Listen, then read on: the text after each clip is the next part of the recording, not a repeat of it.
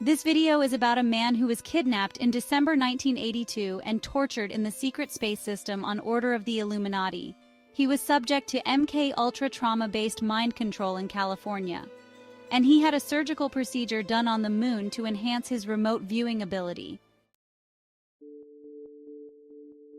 Tony was a 9-year-old fourth grader when he was abducted from his Ann Arbor, Michigan home by 5 gray ETs after he teased a classmate whose Seattle billionaire father was a member of the Illuminati. His life changed dramatically. He was subject to unimaginable trauma. Along with other children, he'd be rented out at political parties for terrible abuse. Tony also witnessed satanic ceremonies and child sacrifice during his time with the billionaire. If you find my videos helpful, please like and comment, but most importantly share so that others can begin to understand what is going on in this very difficult time. There will be a link to my store in the description. And I don't charge any membership, but if you'd like to leave a tip, there's a super thanks button below the video.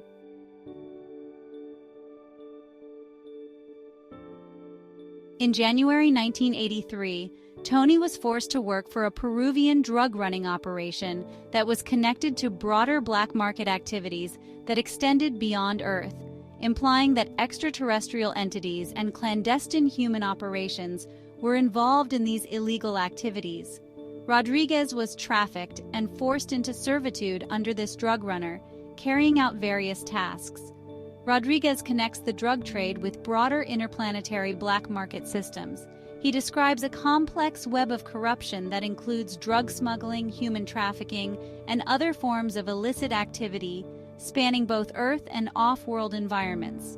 Rodrigues underwent training in remote viewing, which is the ability to perceive distant locations or events using only the mind.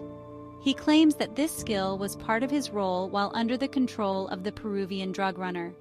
As part of his forced labor, Rodrigues states that he was compelled to use his remote viewing abilities to aid the drug runner in finding drug shipments and overseeing criminal operations. This included locating missing cargo or helping the drug runner stay ahead of law enforcement and rival criminal organizations. Rodrigues also says that his remote viewing was not only employed by the Peruvian drug runner, but was also part of a larger network of illegal and covert activities that extended into the secret space program and off-world operations. After being genetically tested, his captors decided that he could be useful in the secret space program when he got older. Tony talked about genetic testing as a significant part of his alleged involvement in the 20 and Back program, which is part of a secret space program. According to his account, certain genetic markers were evaluated to determine whether he was suitable for participation in these covert, off-world operations. This testing was allegedly performed to assess physical and mental resilience, as well as compatibility with advanced technologies used in the program, including cloning and time regression.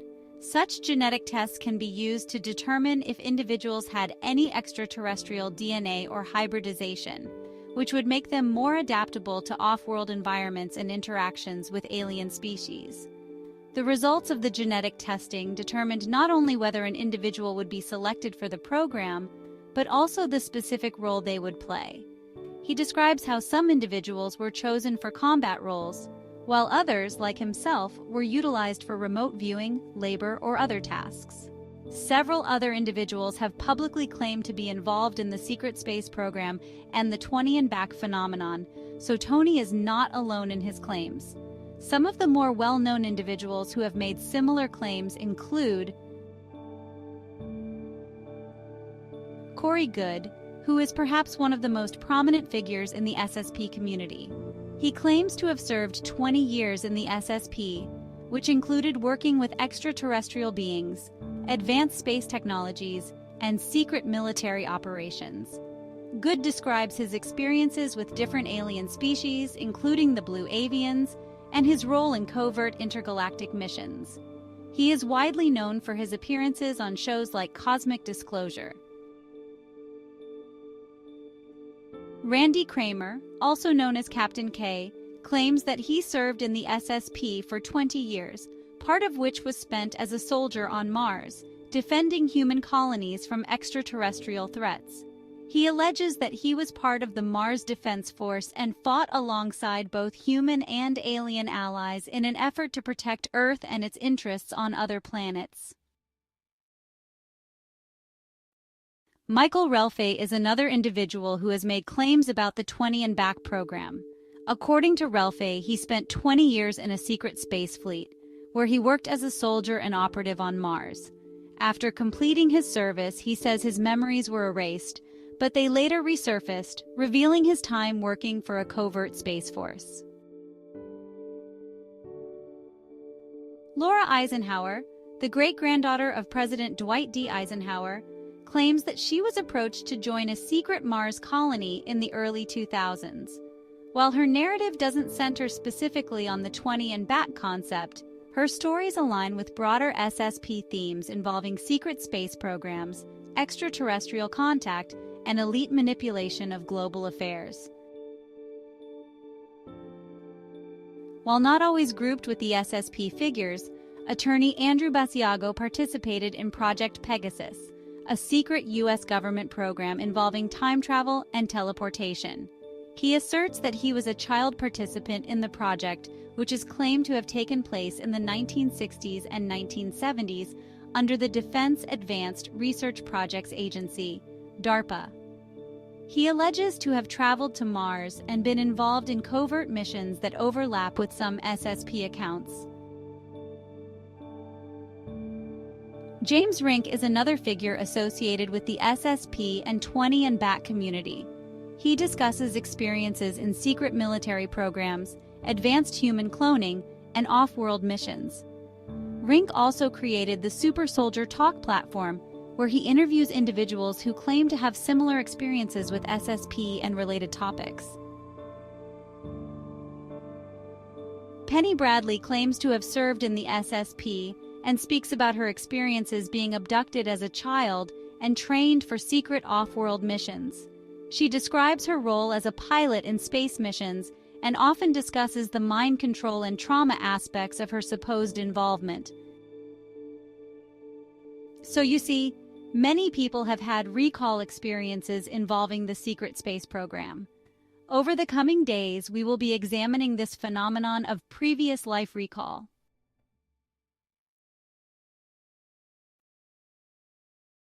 Tony also recounts experiences of being part of secret military operations, being taken to extraterrestrial locations, and witnessing advanced technologies. In 1988, Rodrigues turned 16 years old and was taken to the moon and trained for his mission in the secret space program. It was a military operation working in corporate-owned facilities on Mars. Rodrigues has stated that many of the operations on Mars were controlled by powerful Earth-based corporations with off-world interests.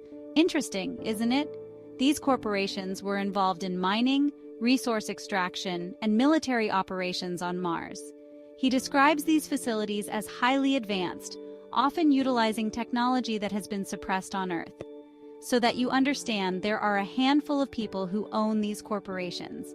They are the same people that control governments.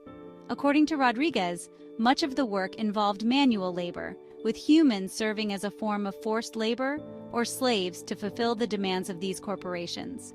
He mentions being assigned various tasks, which ranged from dangerous physical labor to roles in technical support within the Martian infrastructure. Rodrigues also describes receiving military-style training, which he says was necessary to survive the hostile environment on Mars. This training involved weapons handling, survival skills, and combat tactics to deal with both the Martian environment and potential threats from extraterrestrial species or rival corporate factions. During his time on Mars, Rodrigues claims to have been exposed to and trained in the use of advanced extraterrestrial and human-made technology. This included equipment for mining, energy production, and even weaponry that he says was not available on Earth at the time. In his accounts, Rodrigues mentions that the corporate-owned facilities on Mars were self-sustaining, with artificial ecosystems that supported human workers.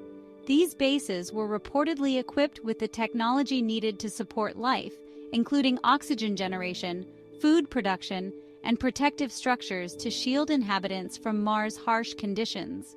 Rodrigues describes Mars as a hostile environment where the dangers of the terrain and corporate control were constant. He also claims that extraterrestrial entities, including reptilians, were present and that there were interactions, sometimes hostile, between these beings and humans working for the corporations.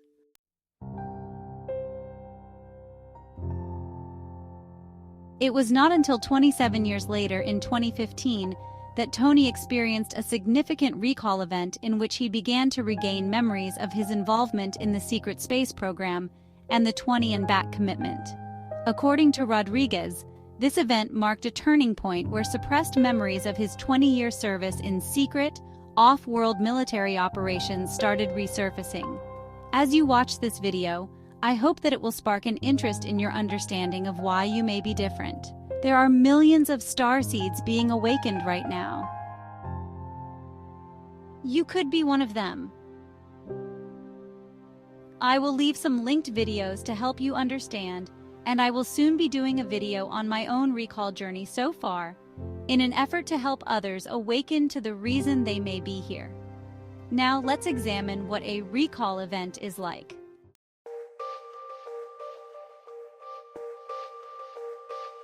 Rodrigues describes this recall as a gradual process triggered by life events and experiences that began to unlock these hidden memories. He claims that prior to 2015, his memories of being abducted, trained, and deployed in the SSP had been erased or suppressed by advanced mind control techniques. However, during this recall event, these buried experiences, including his time on other planets, encounters with extraterrestrial beings, and involvement in covert operations, started coming back to him. This process of memory recovery is central to Rodrigues. His claim of memory suppression and recovery aligns with other accounts from others in the SSP and 20 and back community, where individuals had their memories wiped after completing secret missions, only to be gradually restored later in life. Tony Rodrigues, in sharing his experiences of alleged abductions and involvement in the secret space program, has discussed various techniques for memory recall that he and others have used to recover suppressed or fragmented memories. These techniques are particularly focused on retrieving memories related to trauma, abduction experiences, and secret space programs. Tony Rodrigues advocates several techniques for memory recall, primarily utilizing hypnosis and regressive hypnotherapy. He suggests working with a trained regression therapist to access suppressed memories, allowing individuals to retrieve blocked events such as alleged abductions or covert program experiences. Additionally, meditation is recommended for entering a focused state that opens the mind to hidden memories, while guided visualization can facilitate memory recall by mentally walking individuals through past events. Rodrigues also emphasizes the importance of free writing or journaling, which enables individuals to write freely and potentially surface subconscious memories. Keeping a regular journal can lead to deeper insights over time. Another technique mentioned is lucid dreaming, where individuals become aware during their dreams, allowing them to explore and recover forgotten memories. Although not explicitly discussed by Rodrigues, techniques like eye movement desensitization and reprocessing, EMDR, are commonly used in trauma recovery and may aid in recalling traumatic experiences. Rodrigues encourages individuals to recognize triggers, moments when sensory experiences evoke strong emotional reactions, as they can lead to hidden memories. Journaling or discussing these reactions with someone can help bring those memories to the surface. Lastly, engaging with support groups allows individuals to share their experiences, potentially triggering memories and providing validation for recalled events. Soon, we are going to embark on our own journey of exploration because many of us are beginning to question events in our life, including me.